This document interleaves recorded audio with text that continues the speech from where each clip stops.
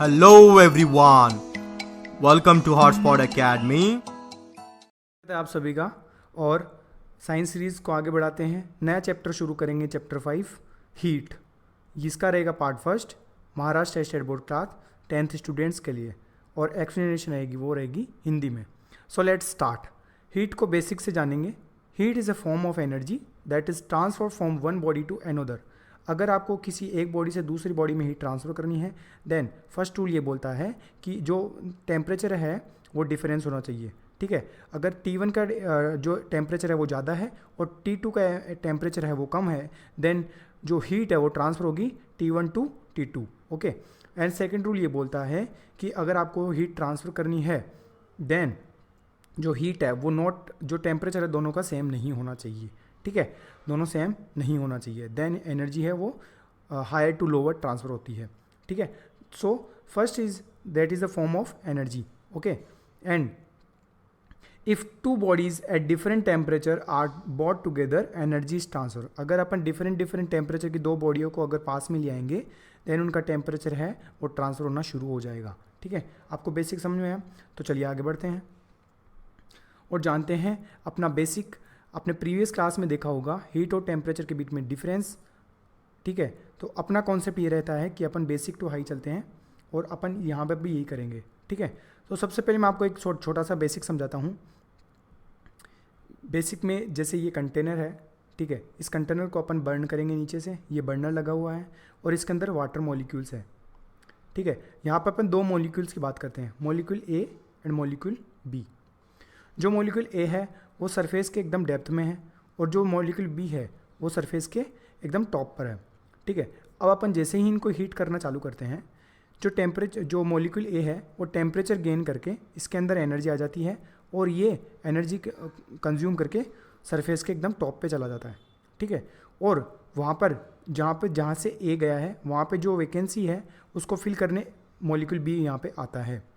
तो यहाँ पे जो मॉलिक्यूल ए है उसको मिली काइनेटिक एनर्जी, और जो मॉलिक्यूल बी है उसके पास है पोटेंशियल एनर्जी। ठीक है, तो ये पोटेंशियल एनर्जी के थ्रू नीचे आएगा और ये काइनेटिक एनर्जी लेके ऊपर जाएगा। तो ये जो प्रोसेस चलती है, ठीक है, यही हीट के अंदर चलती है। तो आपको ये बेसिक आपको एक ध्यान रखना है कि जो एनर्जी ट्रांसफ़र होती है मॉलिक्यूल में, काइनेटिक और पोटेंशियल एनर्जी को आपस में ये संपर्क करके एक दूसरे को एनर्जी ट्रांसफ़र करते हैं। देन जो हीट है वो आगे प्रोसीड होती है और पूरे वॉल्यूम के अंदर ऑक्यूपाई करती है। ठीक है, तो चलिए आगे बढ़ते हैं और अपना फर्स्ट जो डिफरेंस है वो देखते हैं। Heat is a form of energy that can transfer from hot body to cold body. Okay, hot body से कोल्ड बॉडी में ऑलवेज ट्रांसफ़र होती है, कोल्ड बॉडी से कभी भी हॉट बॉडी में ट्रांसफ़र नहीं होती है। कभी आपने ऐसा नहीं देखा होगा कि बर्फ़ और आग के पास में अगर आपने बर्फ़ रख दी, ठीक है, तो जो आग है वो तेज़ी पकड़ लेती है, ऐसा कभी नहीं होता है। जबकि उल्टा होता है, आग जितनी ज़्यादा करोगे बर्फ़ उतनी ज़्यादा पिघल जाएगी। इसका मतलब है कि जो एनर्जी है वो हमेशा हॉट टू कोल्ड ट्रांसफ़र होती है। लेकिन टेम्परेचर क्या बोल रहा है? Temperature is the degree of hotness and coldness. Temperature क्या है आपको भी पता है, ये मेजरमेंट की यूनिट की डिग्री रहती है। अगर आपको कंटेनर के अंदर अगर बॉयल वाटर है, अगर आपको इसका टेम्परेचर मेज़र करना है, देन आप इसके अंदर थर्मामीटर डाल के आप इसको मेज़र कर सकते हो। और थर्मामीटर को आप अलग अलग जगह से नहीं नापोगे, एक ही जगह पे बेसिकली अपन इसको मेज़र करते हैं। तो ये इसका ऑन एन एवरेज टेम्परेचर रहता है, पूरे कंटेनर का टेम्परेचर अपन मेज़र करते हैं यहाँ से। ठीक है, तो टेम्परेचर समझ में आया, it is the degree of hotness and coldness. ठीक है, सेकंड पॉइंट देखते हैं। Heat is the total kinetic energy and potential energy obtain by molecules in on object. ठीक है, अपन ने देखा कि काइनेटिक एनर्जी और पोटेंशियल एनर्जी मॉलिक्यूल्स ऑब्टेन करके एनर्जी को कैसे हीट ट्रांसफ़र करते हैं। ठीक है, देखा था अभी अपन ने, तो इसीलिए आपको बताया था पहले। टेम्परेचर पे आते हैं। Temperature is the average kinetic energy of molecules in an substance. अपन किसी भी सब्सटेंस या किसी भी कंटेनर के अंदर थर्मामीटर एक जगह पे डाल के इसलिए चेक करते हैं क्योंकि वो उसकी एवरेज हीट रहती है। पूरे कंटेनर की अपन एक ही बार में जो थर्मामीटर के थ्रू है वो एनर्जी ऑब्टेन कर लेते हैं। तो ये क्या रहती है? Average kinetic energy. Okay, third point देखते हैं। Heat is flow from hot body to cold body. ये अपन ने देखा ही था, जो फर्स्ट रूल था वो ये बोलता है कि हॉट बॉडी से कोल्ड बॉडी में एनर्जी ऑलवेज ट्रांसफर करेगी। ठीक है, और टेम्परेचर क्या बोल रहा है? It rises when heated and falls down when an object is called down. अब जब भी अपन किसी ऑब्जेक्ट को हीट देंगे देन जो टेम्परेचर रहेगा वो हमेशा राइज़ करेगा। और जैसे अपन अगर इसका टेम्परेचर हटा लेते हैं और इसको एनवायरनमेंट में फ्री छोड़ देंगे देन इसका जो टेम्परेचर है वो डाउन हो जाएगा। ठीक है, ये बेसिक फंडामेंटल है टेम्परेचर का। आगे देखते हैं, it has working ability. Heat है वो वर्किंग एबिलिटी रखता है क्योंकि अपन हीट से बहुत सारी एनर्जी ट्रांसफ़र करते हैं एक one body to another, one form to another sorry. अगर आपने देखा होगा, अगर आप थोड़ा बहुत स्टीम टरबाइन के बारे में जानते हैं दैन स्टीम टरबाइन क्या होता है, स्टीम टरबाइन के अंदर टरबाइन के ऊपर अपन जो स्टीम है उसका डायरेक्ट फ्लोट उसके ऊपर प्रेशराइज करवाते हैं देन ये जो टरबाइन है वो रोटेट करता है और अपन जो हीट है उसको अपन मैकेनिकल एनर्जी में ट्रांसफ़र कर लेते हैं। ठीक है, तो ये it is a working ability. Heat के अंदर वर्किंग एबिलिटी होती है जबकि temperature have not working ability. Okay, heat की जो एसआई यूनिट है, वेरी इंपॉर्टेंट पॉइंट, हीट की जो एसआई यूनिट होती है वो जूल होती है और जो टेम्परेचर होता है उसकी एसआई यूनिट होती है वो केल्विन होती है। ठीक है, अपन केल्विन में हमेशा मेजरमेंट करते हैं।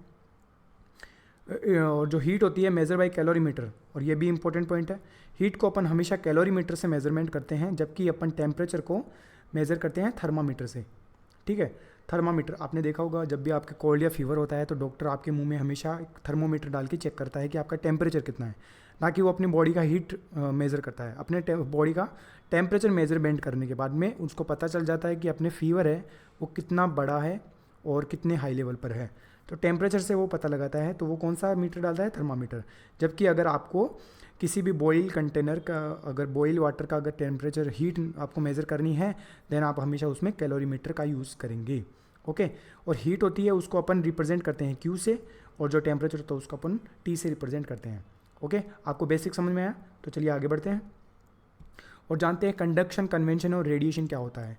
सबसे पहले अपन देखेंगे कि कंडक्शन क्या होता है।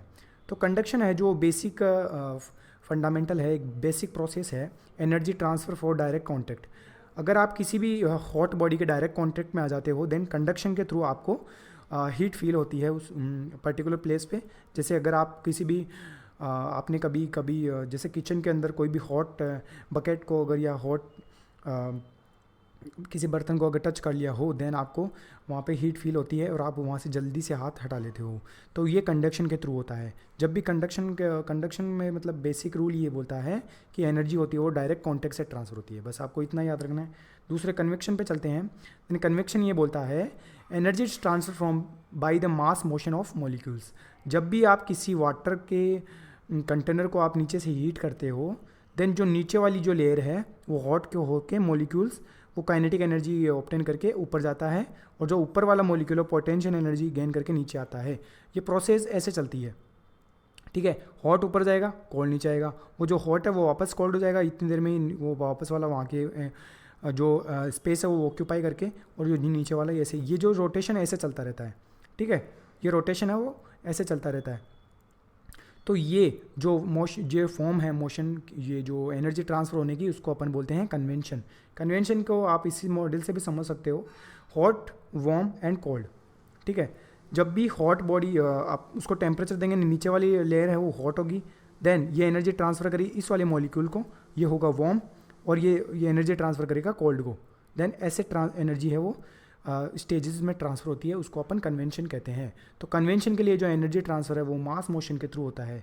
मास है वो मोशन करता है, अगर वो वाटर है तो वाटर में मोशन करेगा, अगर वो कोई और लिक्विड है तो और लिक्विड के अंदर मोशन करके कन्वेंशन के थ्रू आपको हीट एनर्जी है वो ट्रांसफ़र करेगा। अब रेडिएशन क्या होती है, रेडिएशन देखते हैं। तो रेडिएशन बेसिकली क्या होता है, रेडिएशन क्या होता है, energy transfer by electromagnetic radiation.